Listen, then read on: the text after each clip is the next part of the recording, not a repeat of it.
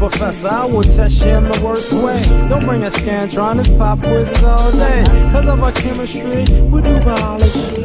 What's happening, fam? L.A.R. movement still moving. Subscribe or die trying. You see the thumbnail. Listening to rap made me sell crack. I guess that's a bar too, but listen. So I'm looking at the interviews. Hoffa was talking to Young Berg, Iceberg, Hitmaker, whatever you want to call him, right? And he was talking about when he was younger, his parents were middle class to upper middle class to wind up being millionaires. And he started wilding out when he was like 13 years old, and he decided to be on the block. And everybody knew his family was well off at this particular point. But he made a decision because of the music to go sell crack.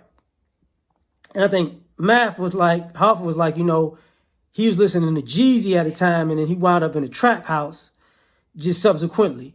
And Hitmaker is from Chicago.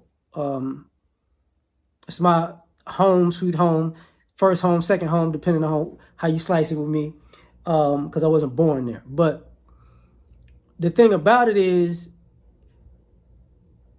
when people think about rappers and these RICO charges, they think about that. The music is influencing people to do stuff. And truth be told, the music isn't really influencing people. It's just the excuse people use to say why they're getting into stuff that they have no business getting into. A lot of the criminal activity comes from people with too much time on their hands. And a lot of times when they're younger, they make sure they force having too much time, on their hands. Because this is where you get the people who, get in trouble at school, drop out. The people who don't want to participate in any kind of extracurricular activities. The people who don't have anything outside of schools or extracurricular activities to do. It's just, oh yeah, I was listening to this music and it makes me want to be a dope boy. And here's the problem. And one thing rap helped people believe was you can be an utter screw up and be a success. This is why this mentality of, you don't have to graduate high school. You can sell drugs. That's being an entrepreneur. You can have a great business mind and never graduate anything, Yeah, but here's the problem. Since y'all so smart, what's the numbers on that? Seriously. What's the numbers on you starting from a 50 pack to becoming a businessman? How's that working out? All the people on YouTube you seeing with all these prison stories, it worked out for your favorite rapper. And 9 times out of 10, your favorite rapper wasn't in that life like that. That's why the people who are in it like that stand out.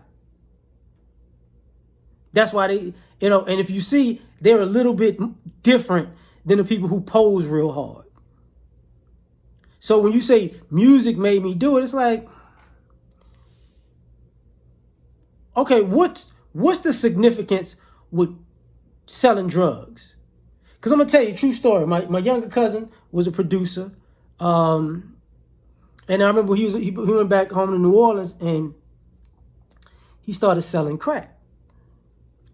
And he says, he's like, he wanted to produce, but he was selling crack to make fast money. And he was like, man, I was making a lot of money fast. Like, I'm like, how, going on wrong territories, wrong blocks. And he's like, he's not getting any kind of pushback, any kind of anything. And somebody, walked up on him and was like, yo, I see you making money, but, it's like, so he thought he was going to press him. It's like, oh, you selling that? Oh, yeah, you can do that. He's like, why? And he had it on him. And he had a pistol on him too. And at the time, if you got caught with a rock, it was like 10 years. So the dude was like, listen, man, even though if you get caught and this your first offense, you got 15 rocks and you got 150 years. Plus the gun, plus the bullets. Now, my cousin was making a nice little quick amount of money, few hundred dollars in a few hours. You can keep doing that, keep doing that, keep doing that.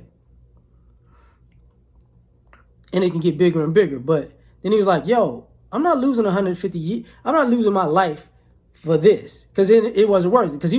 Because it was crack, he was able to sell it for more than it was worth. Because he didn't really know the law and the market in the place. because he could sell it for 25 and 50 because nobody was selling it because they were selling heroin. Because the penalty was smaller.